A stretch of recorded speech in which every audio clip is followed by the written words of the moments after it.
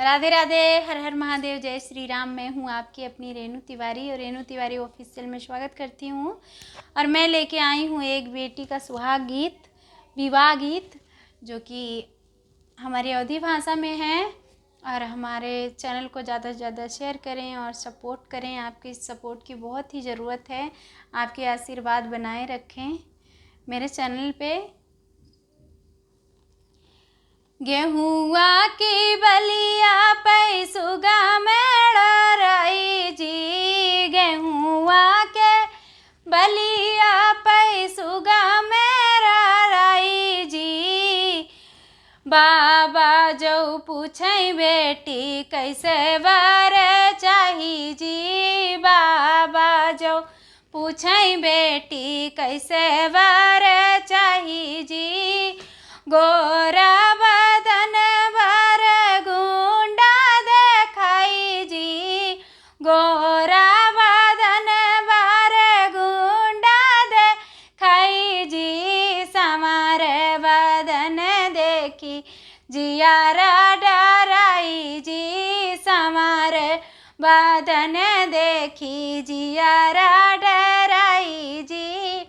ऐसन वर ढूंढो कुंवर कान्हई जी, ऐसन वर ढूंढो कुंवर कान्हई जी।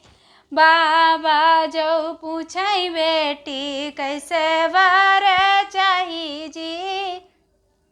गेहुआ की बलिया पैसुगा मेड़रई, ई गेहुआ के बलिया पैसुगा मेड़रई जी। पापा जो पूछई बेटी कैसे वर चाही जी, पापा जो पूछई बेटी कैसे वर चाही जी।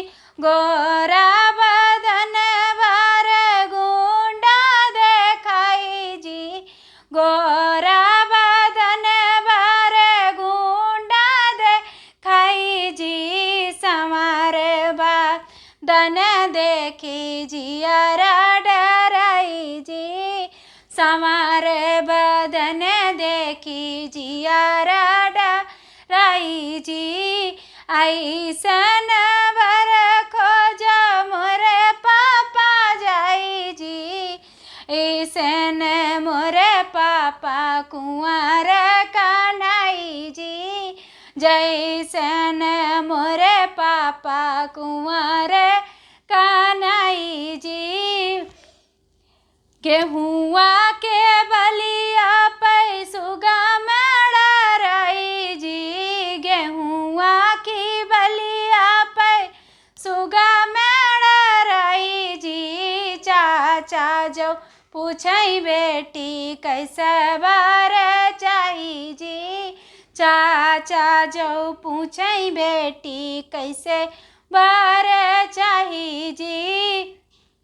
गोरा बदन चाचा गुंडा देखाई जी, गोरा बदन वर गुंडा देखाई जी।